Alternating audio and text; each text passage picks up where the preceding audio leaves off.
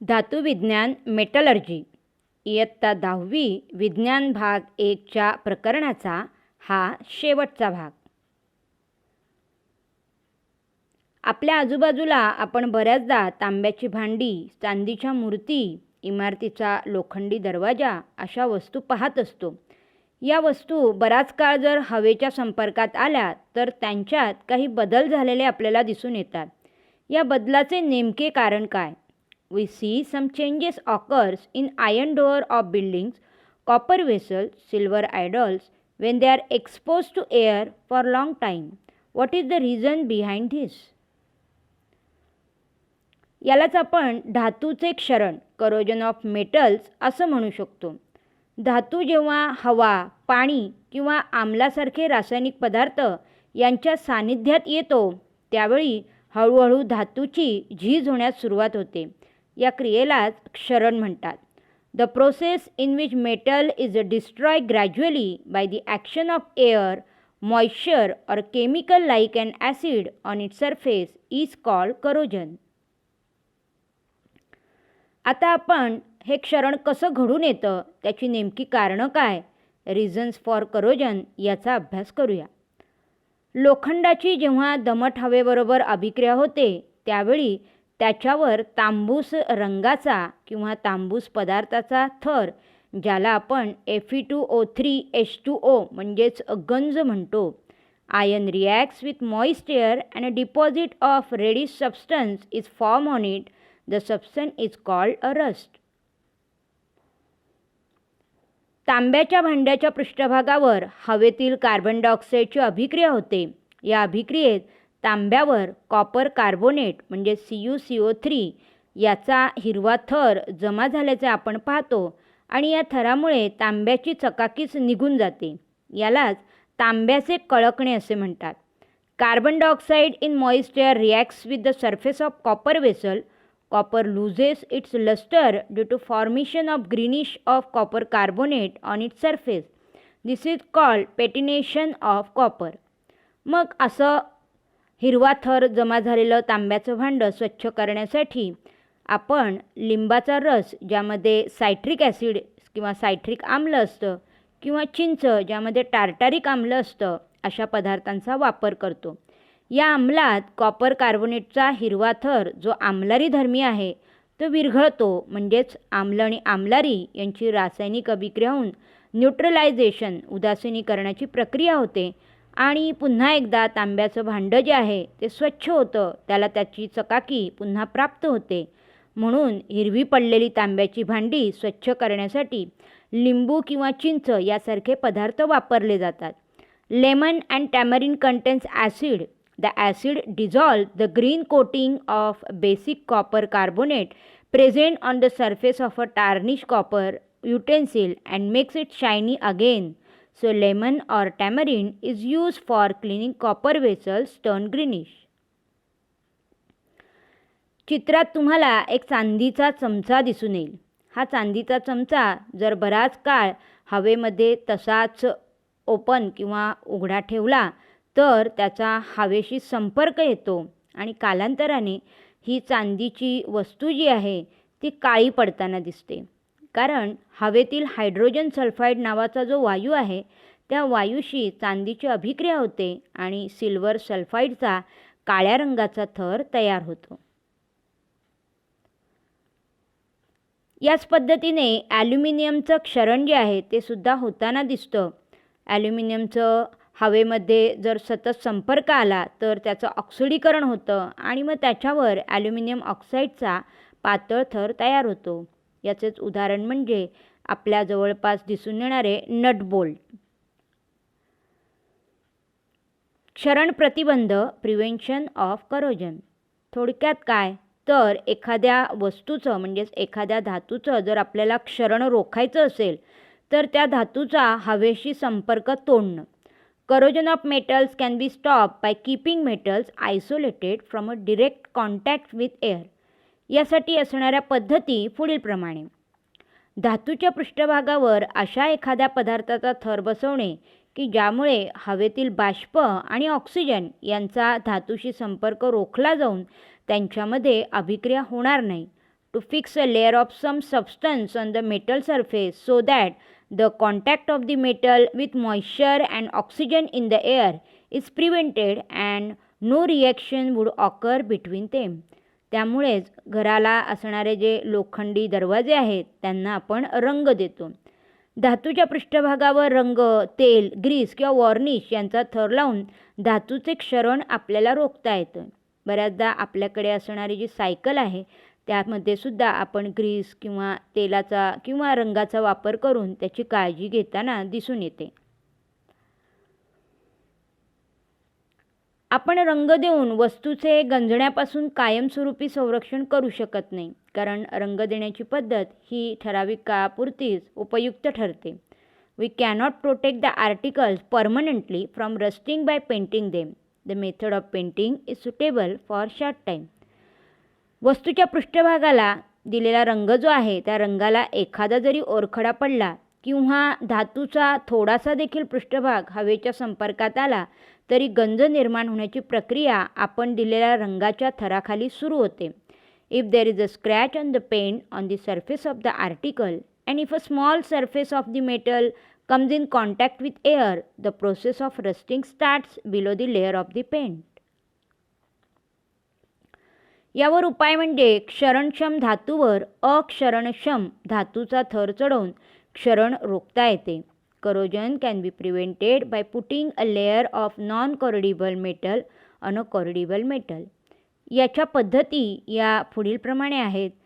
एकूण 5 पद्धती आहेत. जस्त विलेपन, गॅल्वनायझिंग, कथिलीकरण, टिनिंग, धनाग्रीकरण, ॲनोडायझेशन, विद्युत विलेपन, इलेक्ट्रोप्लेटिंग आणि संमिश्रीकरण, अलॉईंग. जस्त विलेपन, गॅल्वनायझिंग. लोखंडाचे किंवा स्टीलचे क्षरण रोखण्यासाठी त्यावर जस्ताचा पातळ थर दिला जातो. या प्रक्रियेला जस्त विलेपन म्हणतात. The process of coating a thin layer of zinc on iron or steel is called galvanization. या पद्धतीत जस्त लोखंडापेक्षा विद्युतधन असल्याने त्याचे क्षरण आधी होते व काही वर्षाच्या कालावधीनंतर जर जस्ताचा थर निघून गेला तरच आतील लोखंड उघडे पडते व गंजण्यास सुरुवात होते, पण तोपर्यंत तरी लोखंडाला गंजण्यापासून आपण सुरक्षित ठेवू शकतो. In this method corrosion of zinc occurs first because zinc is more electropositive than iron. After a few years, zinc layer goes away and iron layer gets exposed and starts rusting. जस्त विलेपन पद्धतीत लोखंडाची वस्तू ही मुळात जस्ताचा थर त्यावर देण्यापूर्वी caustic सोड्यामध्ये ठेवून साफ केली जाते. 1-2-3दा खळबळून असं धुणं जे आहे ते धुणं होतं. त्यानंतर पुन्हा ती कॉस्टिकमध्ये बुडवून ठेवतात. त्या बुडवून ठेवलेल्या एखाद्या लोखंडी वस्तूला प्रथम वाळवलं जातं आणि वाळलेली अशी ही लोखंडाची वस्तू मग मोल्टन झिंक म्हणजेच वितळलेल्या जस्तामध्ये बुडवली जाते, थंड केली जाते आणि मग जाऊन जस्ताचं विलेपन त्या वस्तूवर होताना दिसतं. याची उदाहरणं म्हणजे चकाकणारे लोखंडी खिळे, आयर्न पाईप इत्यादी. कथिलीकरण या पद्धतीत वितळलेल्या कथिलाचा दुसऱ्या धातूवर थर देण्यात येतो. यालाच आपण कलई करणं असंही म्हणतो. उदाहरणार्थ बऱ्याच वेळा तांब्याच्या किंवा पितळेच्या भांड्यावर क्षरणामुळे हिरवट थर जमा होतो. हा हिरवट थर विषारी असतो. Cooking vessels made of copper and brass get a greenish coating due to corrosion. The greenish substance is copper carbonate and it is poisonous.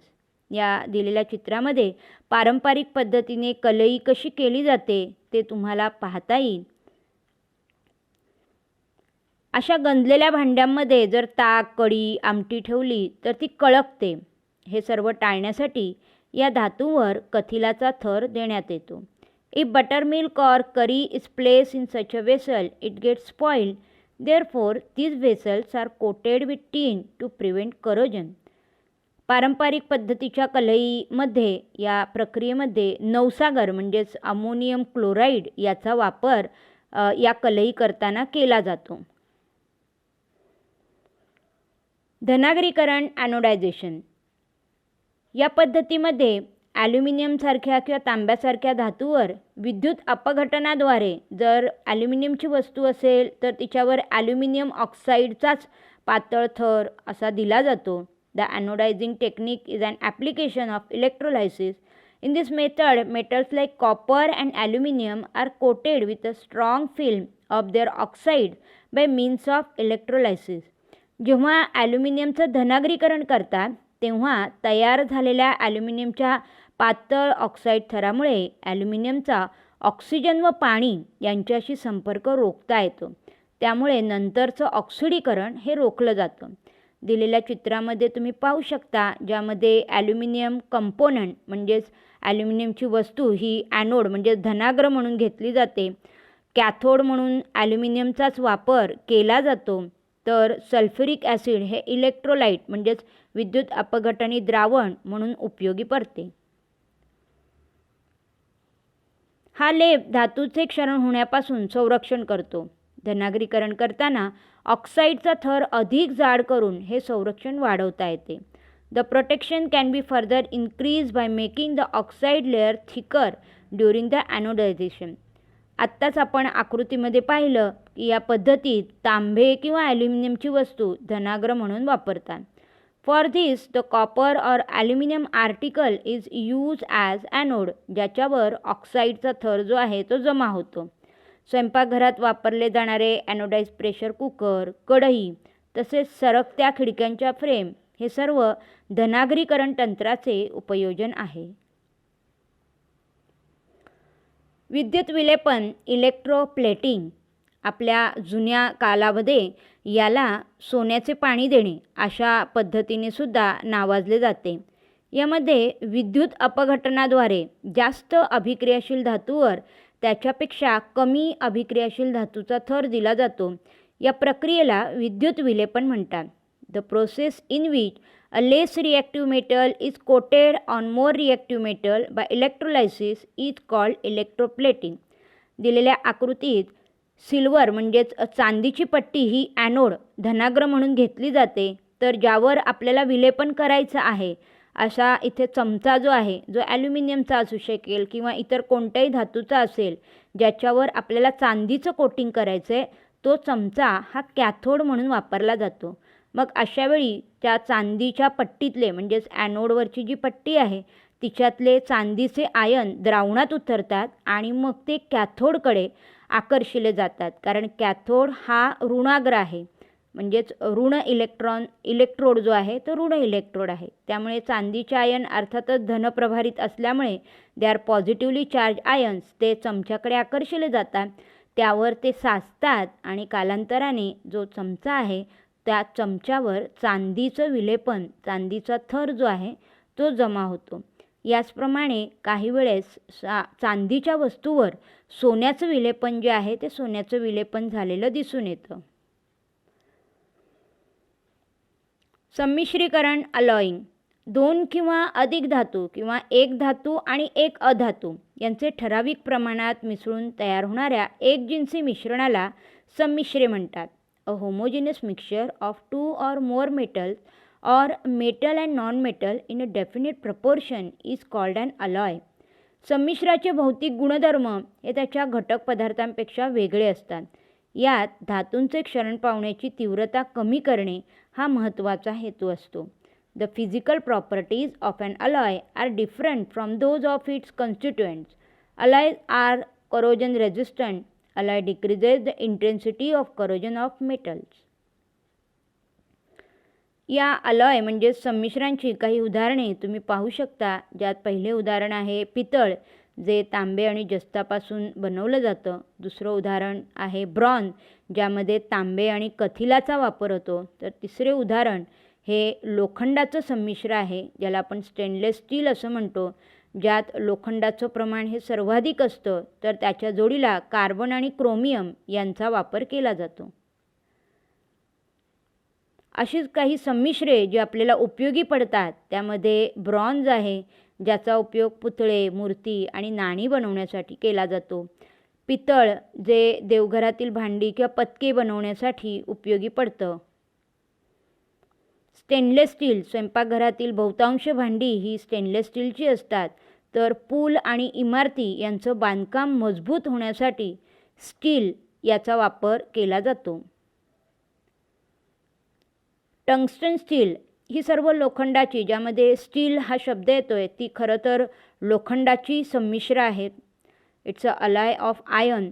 मात्र त्यामध्ये घटक वेगवेगळे बदलले जातात. जसं इथे टंगस्टन स्टीलमध्ये लोखंडाबरोबर टंगस्टन घेतलं जातं आणि मग यापासून तयार होणाऱ्या ज्या वस्तू आहेत त्या कठीण वस्तू कापण्याकरता बनवण्यात येणारी यंत्र तयार करण्यासाठी उपयोगी पडतात.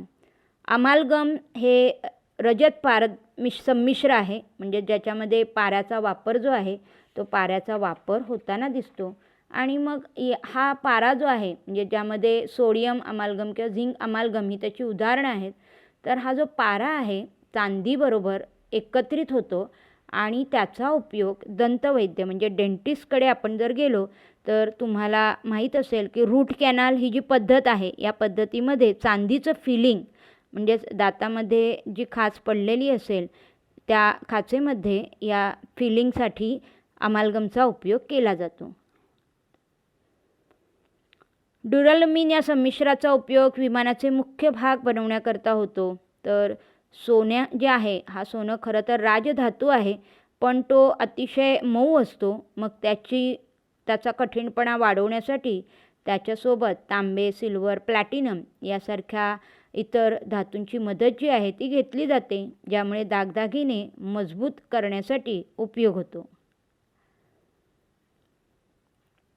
या भागावर कृतीयुक्त प्रश्न, ॲक्टिव्हिटी बेस्ड क्वेश्चन, ज्यामध्ये पहिला प्रश्न, क्षरण म्हणजे काय? What is mean by corrosion? तर आत्ताच आपण पाहिलं की जेव्हा धातूचा हवा, पाणी किंवा आम्लासारख्या रासायनिक पदार्थाशी संपर्क येतो त्यावेळी हळूहळू त्याची झीज होण्यास सुरुवात होते आणि या प्रक्रियेला क्षरण असे म्हणतात. क्षरण प्रतिबंधात्मक कोणत्याही 2 पद्धती सांगा. आत्ताच आपण यातील 5 पद्धतींचा अगदी सविस्तर अभ्यास केला, ज्यामध्ये जस्त विलेपन, धनाग्रीकरण, कथिलीकरण, विद्युत विलेपन आणि संमिश्रीकरण या पद्धती होत्या. यापैकी कोणत्याही 2 पद्धती तुम्ही परीक्षेसाठी देऊ शकता. तांबे, ॲल्युमिनियम यासारख्या धातूवर विद्युत अपघटनाद्वारे त्यांच्या ऑक्साईडचा पातळ थर कोणत्या पद्धतीत दिला जातो? In which method metal like copper, aluminium are coated with a thin layer of their oxides by means of electrolysis? अर्थात त्याचे उत्तर आहे धनाग्रीकरण, ॲनोडायझेशन. ती पद्धती आकृतीसह स्पष्ट करा. ती पद्धती म्हणजेच ॲनोडायझेशन, धनाग्रीकरण, जे आता आपण उत्तर लिहिले त्या पद्धतीची आकृती तुम्हाला इथे काढावी लागेल. या प्रक्रियेत विद्युत अपघटनाद्वारे तांबे, ॲल्युमिनियम यासारख्या धातूवर त्यांच्याच ऑक्साईडचा पातळ लेप दिला जातो. यासाठी तांबे, ॲल्युमिनियमची वस्तू धनाग्र म्हणून वापरतात. या पातळ थरामुळे त्याच्या खालील तांबे किंवा ॲल्युमिनियमचा ऑक्सिजन व पाण्याशी संपर्क रोखला जातो. In this process copper or aluminum are coated with a thin layer of their oxide by means of electrolysis. For this copper or aluminum article is used as an anode. It obstructs the contact of the aluminum or copper with oxygen and water. असा कृतीयुक्त प्रश्न जो 5 गुणांसाठी तुम्हाला परीक्षेला अपेक्षित असू शकतो. आत्तापर्यंत आपण या मेटलर्जी, धातुविज्ञान या प्रकरणाचे 3 व्हिडिओ पाहिले असतील. So thanks for watching. या व्हिडिओला जरूर लाईक करा, शेअर करा आणि सबस्क्राईब करा. Once again thank you.